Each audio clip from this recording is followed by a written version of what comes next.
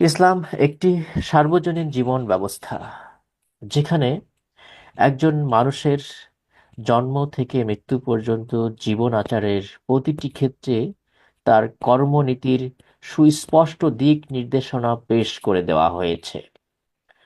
সুতরাং একজন মুসলিম তার সাংস্কৃতিক বলয় কোনো মান কোন মানদণ্ডে সাজাবে তার পরিষ্কার ব্যাখ্যাও ইসলাম তাকে নির্দেশনা করে দিয়েছে, যেখানে মন গড়া কোনো রীতিনীতি আর আদর্শ প্রতিস্থাপনের কোনো সুযোগ রাখা হয়নি।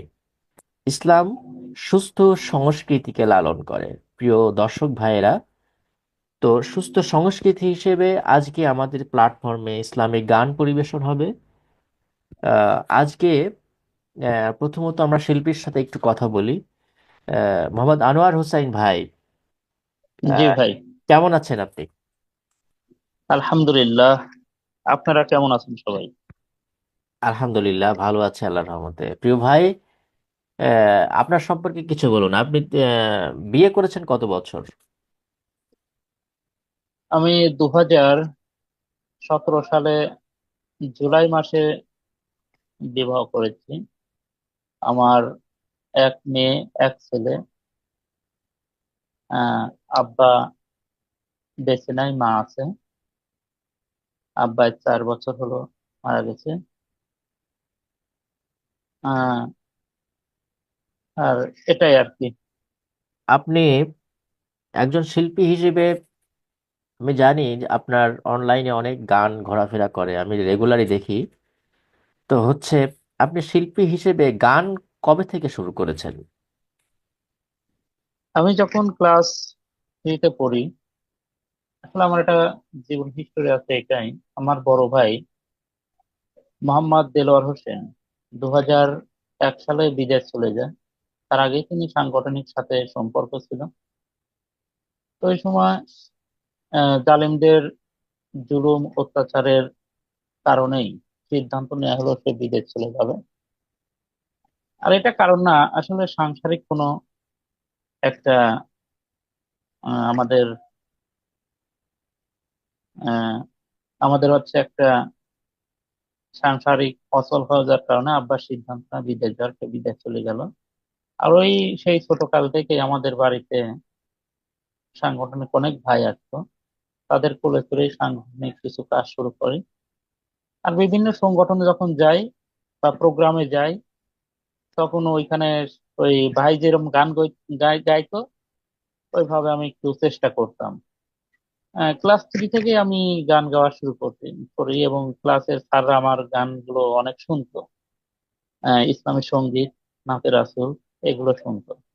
আর আমি বেশিরভাগ উচ্চারণ শিল্প গোষ্ঠী, সাইমম শিল্প গোষ্ঠী, এই ধরনের কিছু শিল্প গোষ্ঠীর গান ওই বাড়িতে বক্সে বাজাইতাম আর মুখস্থ করতাম।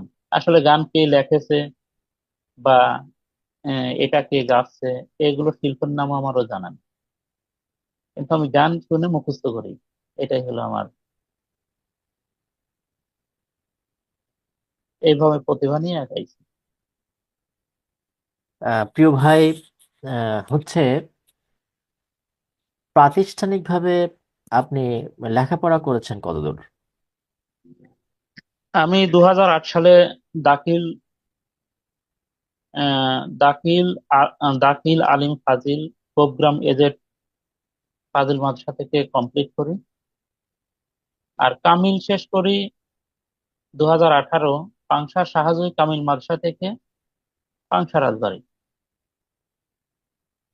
আচ্ছা প্রিয় ভাই, আমাদের গানের ফাঁকে ফাঁকে আরো কথা জানবো। প্রিয় দর্শকবৃন্দ, আমরা গানের ফাঁকে ফাঁকে আমাদের প্রিয় শিল্পীর কাছ থেকে আরো কথা জানবো, আরো কথা শুনবো। তো আমরা প্রথম গানটি শুনে আসি আগে। জি প্রিয় ভাই, কোন গানটি গাইবেন আজকে? জি ভাই, আমি যে গানটি গাইবো সে গানটা হচ্ছে, আসলে প্রথমে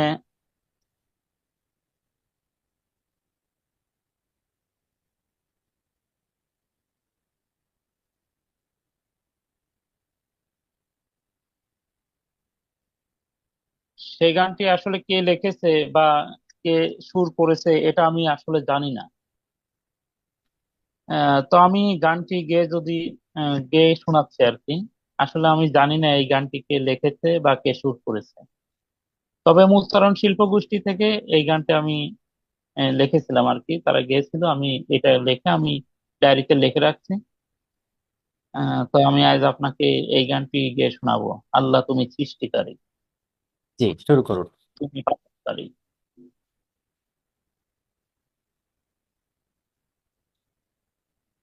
আল্লাহ তুমি সৃষ্টিকারী, তুমি পালনকারী, তুমি প্রভু লালনকারী, তুমি অন্তর্যামী, তুমি প্রভু পালনকারী, তুমি অন্তর্যামী। আল্লাহ তুমি সৃষ্টিকারী, তুমি পালনকারী, তুমি প্রভু পালনকারী,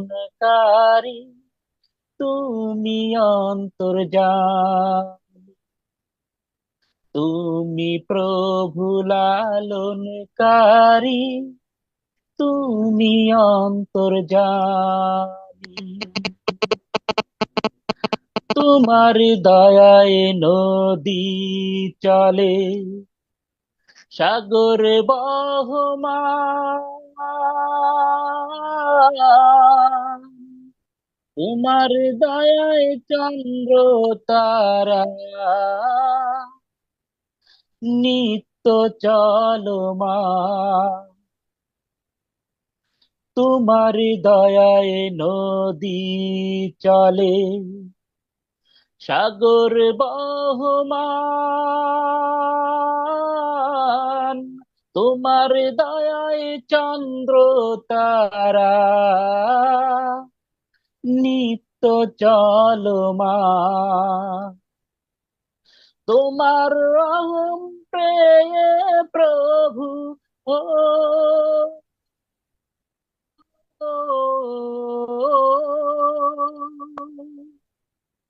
তোমার রহম পেয়ে প্রভু আমরা বেঁচে আছি।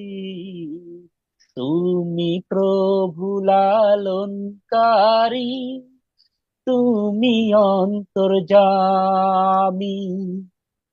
তুমি প্রভু পালনকারী, তুমি অন্তর্যামী। তোমার পথে চলি যেন, ও গো দয়াময়, সত্য এবং সঠিক পথে রাখিও সদা। তোমার পথে চলি যেন, ও গো দয়াময়, সত্য এবং সঠিক পথে রাখিও সদা।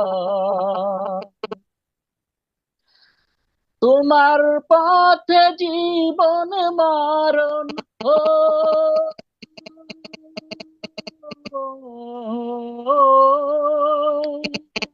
তোমার পথে জীবন মরণ সপে যে দিয়েছি। তুমি প্রভু লালনকারী, তুমি অন্তর্যামী, তুমি প্রভু পালনকারী, তুমি অন্তর্যামী। আল্লাহ তুমি সৃষ্টিকারী, তুমি পালনকারী, তুমি প্রভু লালনকারী, তুমি অন্তর্যামী। তুমি প্রভু পালনকারী, তুমি অন্তর্যামী,